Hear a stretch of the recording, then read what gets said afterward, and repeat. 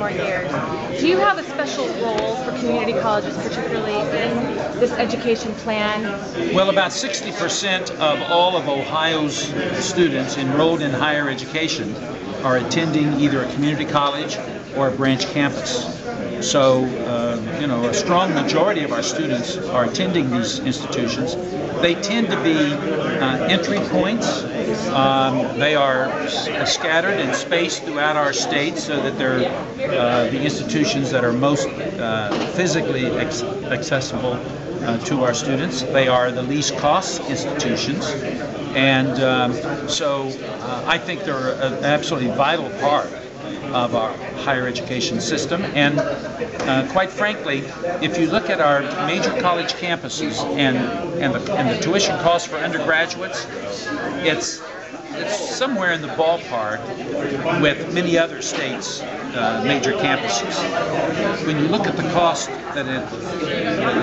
the cost of attending one of our community colleges, Ohio tends to be a little higher, and in some cases considerably higher than the national average.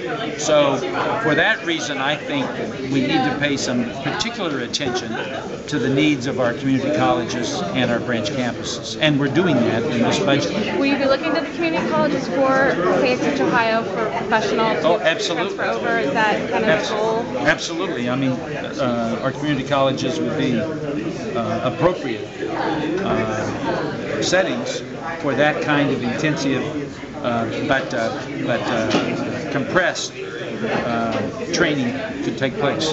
Governor, your budget proposal includes new authority for ODOT to consider some tolling of new highways. How frequently do you think that ODOT should take advantage of that? And do you envision a lot more toll roads in Ohio in the future? Well, let me say that I don't believe, and this is my current thinking, and I think it's right, I don't believe that existing roads should become toll roads. But I do think that we should at least consider, when additional infrastructure is built, we should consider whether or not there is a place for tolling.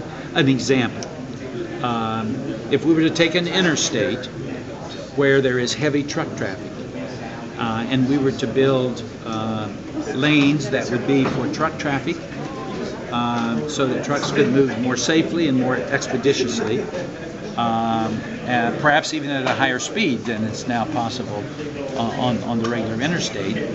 It seems that we could look at whether or not that kind of new building could be supported through a tolling mechanism. So I haven't made up my mind about any particular project.